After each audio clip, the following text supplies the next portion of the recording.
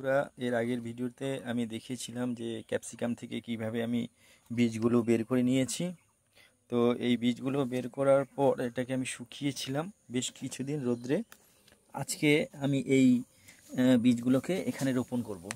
তো বন্ধুরা, আগের ভিডিওটা আমি এখন একটু দেখাচ্ছি যে আমি কিভাবে ক্যাপসিকামটা কেটে তার মধ্য থেকে বীজগুলো বের করেছিলাম। তো প্রথমে এইভাবে আমি ক্যাপসিকামটাকে কেটে নিয়েছিলাম, তারপর এখান থেকে ভালোভাবে বীজগুলোকে ছড়িয়ে নিয়েছি।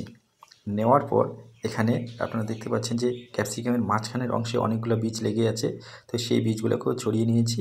এবার এটাকে আমি বাইরে আমার লাউয়ের মাচার উপরে খুব রৌদ্র পড়ে সেখানে রৌদ্রে শুকোতে দিয়েছিলাম। এভাবে 2-3 দিন শুকানোর পর আমি আজকে এই আমার বাগানে রোপণ করার জন্য নিয়ে এসেছি।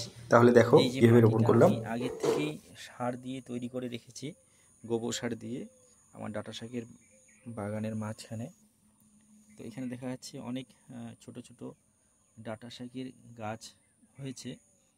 যাই হোক, আমি এই বীজগুলোকে এখন এখানে রোপণ করে দেব, ঠিক আছে? তো আমার খুব আফসোস, আমার পা লেগে বীজগুলো এখানে পড়ে গেল।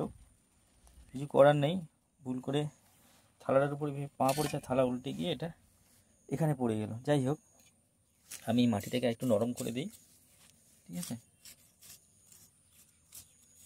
নরম করে দিয়ে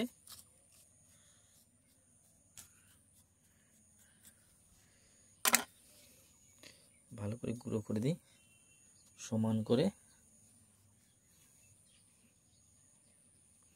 এই বীজগুলো তুলে তুলে গাড়তে হবে। দুর্ভাগ্যবশত এগুলো আমার অনেক কষ্ট করে ওঠানো বীজ, এগুলোকে আমি এখানে ছিটিয়ে দেব।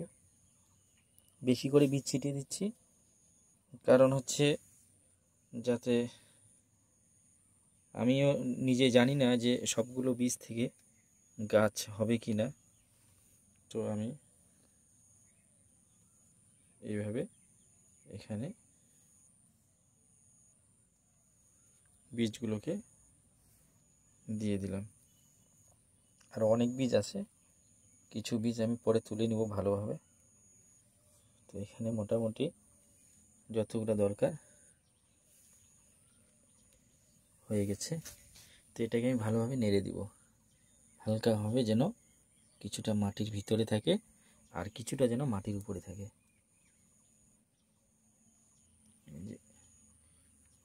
কিছু কিছু শক্ত মাটি আছে, মাটি ঠিক না, শুকনো গোবর। তো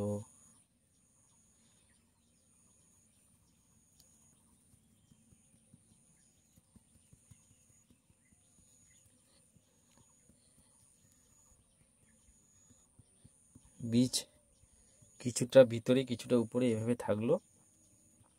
তো আজকে আমার এই ক্যাপসিকামের বীজ রোপণ করা হয়ে গেল।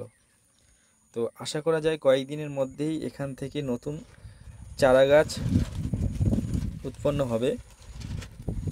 তো তাহলে আর কয়েকদিন অপেক্ষা করা যাক। এরপরে কি হচ্ছে আমি নেক্সট ভিডিওতে আপডেট দিব। আর পুরো ভিডিওটা একসাথে এডিট করে আমি পরে পোস্ট করব। তো আজকের জন্য এটুকুই।